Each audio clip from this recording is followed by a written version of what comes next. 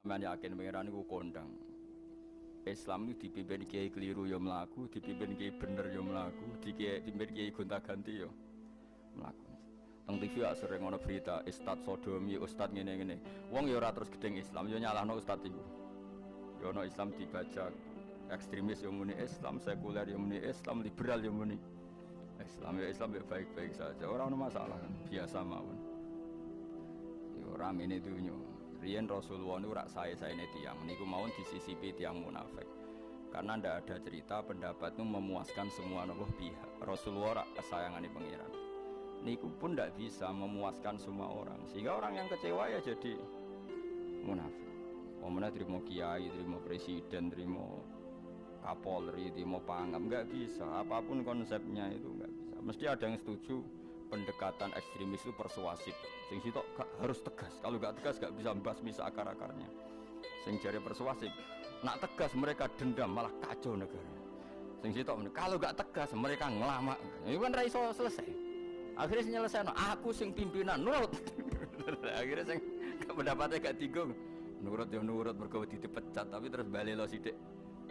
Bali lo apa? Sithik-sithik. Masjid ge ngoten nasibe, kiai ge ngoten. Ono ade murid kuatah, ade santri kathah sing kiai ge kathah.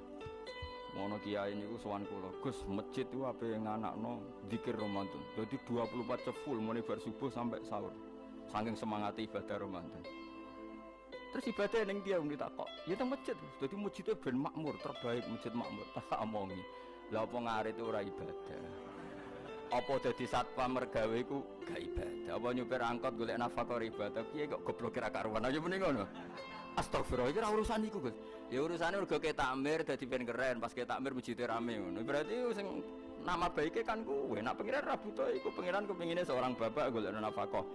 Anake kepingine sekolahan ya satpam teko, ra teko alasane itikaf. Kepinginnya pangeran ya bis sing tetep jalan, jadi wong sing nyetop iku ana bis aja kok mandek mergo itikaf ayo mending. Kecewa lho. Wis bae aku piye dicapik ra cukup. Padahal kula yo nyucup yo hormat tapi tetep gremeng mergo idenya enggak keturutan. Ya kula yo ngerti rai-rai ngono iku yo biasa wae cara kula biasa. Tapi suwe-suwe yo sadar den. Bareng ngajak wong ora gelem akhirnya sadar. Jebule ngandel jeneng nganggo sembang kula wis suwi wong luwih ngandel aku timbang kowe.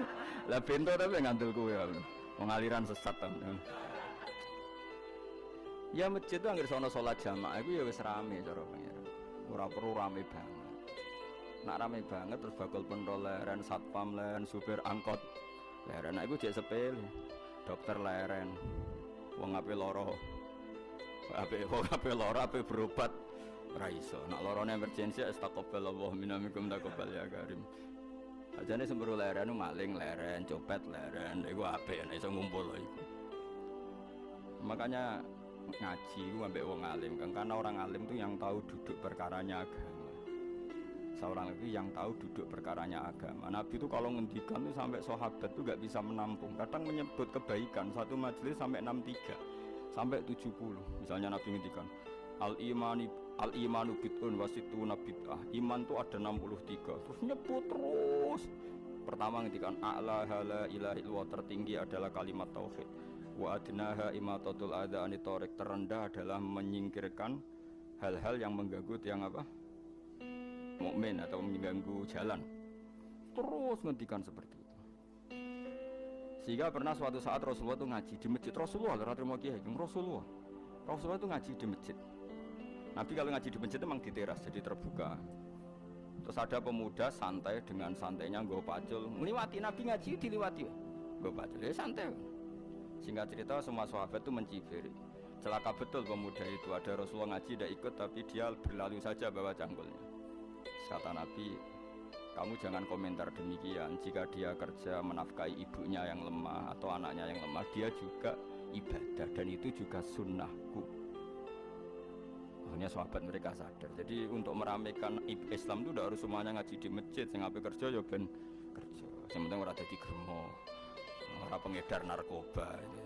Ya iku ora kerja Kang, perusakan. Jadi sebetulnya orang tuh enggak bisa mengatakan kerja mau pengedar narkoba itu ndak, pengerusakan tuh. Tapi kayak adol pentol terus hal-hal yang halal itu namanya apa?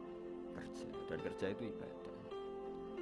efek dari perikiran ulama yang seperti ini, akhirnya masjid daerah ulama itu sepi-sepi. Mergo ngomong ngono terus wong wae nak ngono ora perlu ning masjid. Lah iku kesimpulane sing salah. Kok terus kesimpulane nak ngono ora perlu ning masjid bar sik. Maksudnya orang ngono sing di aktivitas nggih monggo. Nek sing ada aktivitas timbang turu ning omah akhire aduk ibadah ning masjid aja aduk turu ning masjid. Nah, akhirnya daerah-daerah tertentu yang akeh ulama mesti masjidnya sepi, tak jamin. Jajal gitu loh nih Rembang. Oh tambah sepi, karena ulama cara berpikir, jauh kerja ya, beda ngernet ya, beda mulang ya, beda. Akhirnya orang masjid pas raweh. Iku yang golek sing cepet. Tapi kunane kuno, Nabi sekalipun itu yang namanya orang yang mendengar, tetap ada yang menolak. Konsep perang di luar kota itu kan secara teori militer itu rasional, bikin kontak ya rasional. Tapi orang yang berpendapat tadi, ya Rasulullah kita di rumah saja, itu ya gelo. Kayak tadi orang yang ingin memakmurkan masjid kemudian kan saya seperti itu ya gelo. Kalau pikiran saya, suatu saat dia sadar, intinya sadar, terus sowan saya sadar, karena ya muridnya ada murid beda angkatan ya, dia semi-semi teman sama saya. Tak omong ini, cong kowe nak pancen seneng masjid tenan, masjid itu aja dadi problem bagi umat. Misalnya gini, aja sampai kenapa ora nyupir angkot demi nak mirno masjid, kenapa ora tugas satpam demi makmurno masjid. Berarti masjid ini menjadi problem penghalang dari sistem sosial ekonomi. Kowe seneng masjid darani problem, kowe seneng masjid dianggap kambing hitam. Ya sudah, sholat jamaah saja, sholat jamaah di masjid. Terus yang nganggur-nganggur ya ke masjid. Tapi kalau yang sibuk ya monggo, asal itu halal ya ibadah. Ketika Nabi setiap aktivitas muslim asal halal itu apa? Ibadah. Makanya kita harus. Nah, tapi seperti ini itu kan kadang dibantah juga. Tapi ke Ramadan Gus tahun pisah, nosok ngunjina rasa setuju. Tak bukti kalau dia hadu nafsi tak tes. Ya wis aku setuju, syaratnya ketuane takmir ra kowe. Dadi masjid rame pas kowe ra ketua takmir. Isen dene karena dia ingin punya prestasi.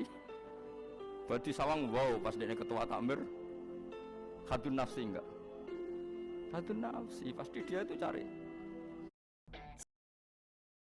Ya jajal pengajian sing gede-gede mergo pengurus takmire kok pengen pas era ndekne tau pengajian geden. Pas gak pengurus takmir terus ana pengajian geden. Ya apa rame-rame bareng. Padahal orangnya sama. Nah itu ulama itu tukang ngomong seperti itu, mungkin menyakitkan, tapi ulama itu terus ngomong seperti itu supaya agama ini dibawa berdasar ikhlas, bukan hadun nafsi, bukan kepentingan pribadi.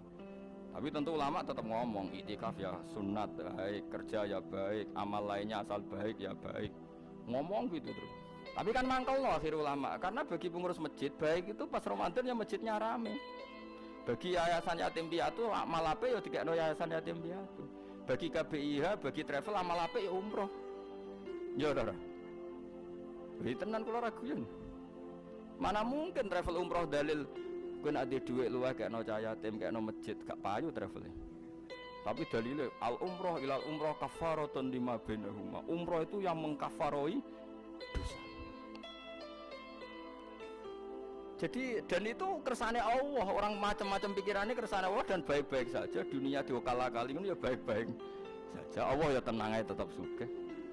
Cuma ulama harus ngomong seperti saya. Jadi karena keterbatasan manusia sehingga yayasan yatim piatu mesti ngomong seakan-akan ibadah terbaik yang nyumbang yatim piatu. Nanti yang di travel ibadah terbaik ya sowan Nabi umroh. Nanti sing jamaah thariqah ya ibadah terbaik itu thariqah. Semua dan itu semuanya baik gak masalah, kita ada. Tidak masalah. Tapi kalau memaksa orang lain harus seperti itu dan mengkerdilkan kebenaran hanya surahnya gambarannya seperti itu, kita sebagai ulama harus melawan. Karena Nabi dawuh kebaikan itu sekian jumlahnya.